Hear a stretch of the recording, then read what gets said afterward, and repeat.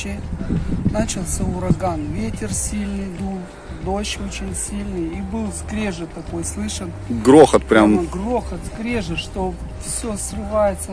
Мы все испугались, это ужас.